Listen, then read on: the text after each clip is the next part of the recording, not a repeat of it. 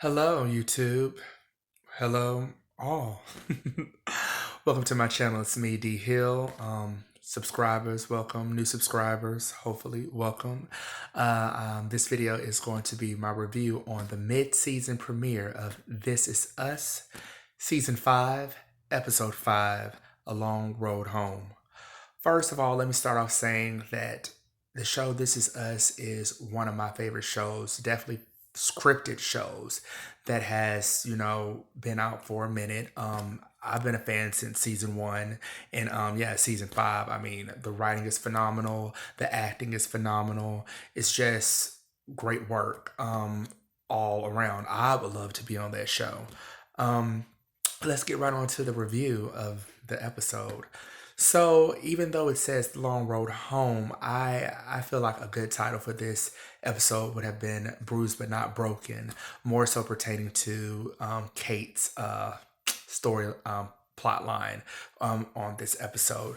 But it opens with, Kate discussing with her husband that, she had an abortion due to her relationship with her ex when she was younger, and she wanted to seek him out. And and while I'm watching the show, I'm like, why does Kate like living in misery?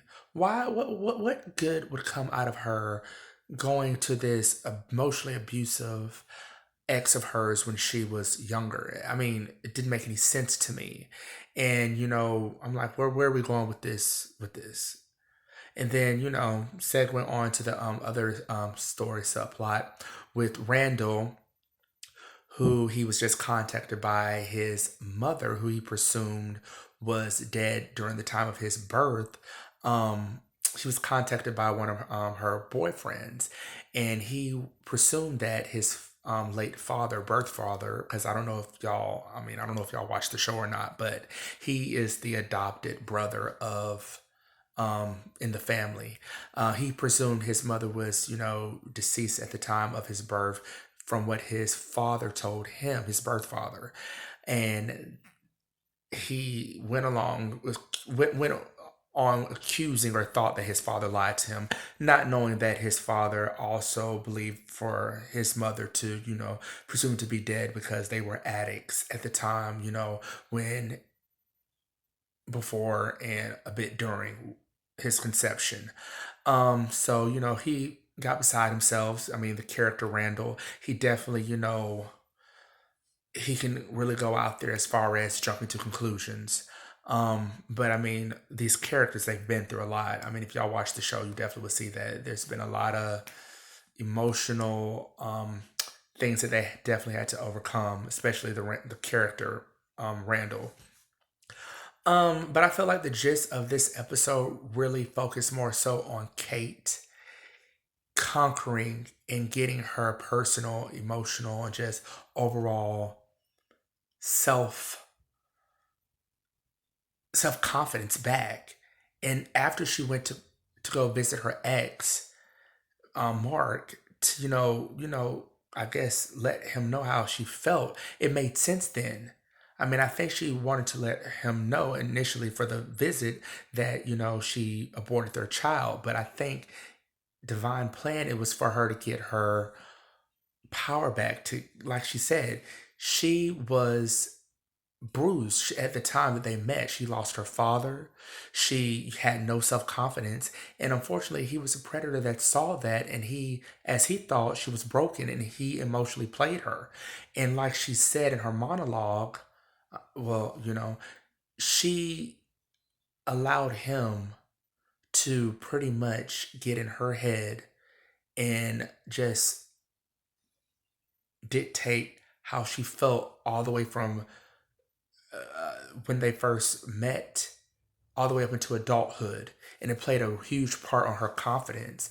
And I was just so smiling and so proud when she was letting him have it. She was letting him know how he made her feel. And that, she releases all that energy, that negative energy, and all that turmoil that she had went through emotionally back onto him.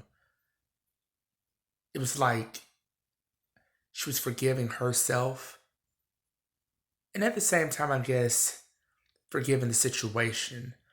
But it was a way, and overall, it was her releasing all the shit she went through, and therefore, I think it's only going to help her husband that she's married to now in the show. I forgot his name. I think it's Toby, or that's also the name of their child. Help them strengthen their relationship even more because I just see ugh, a new Kate. Someone that's not wallowing in self pity, because that was getting very annoying and old.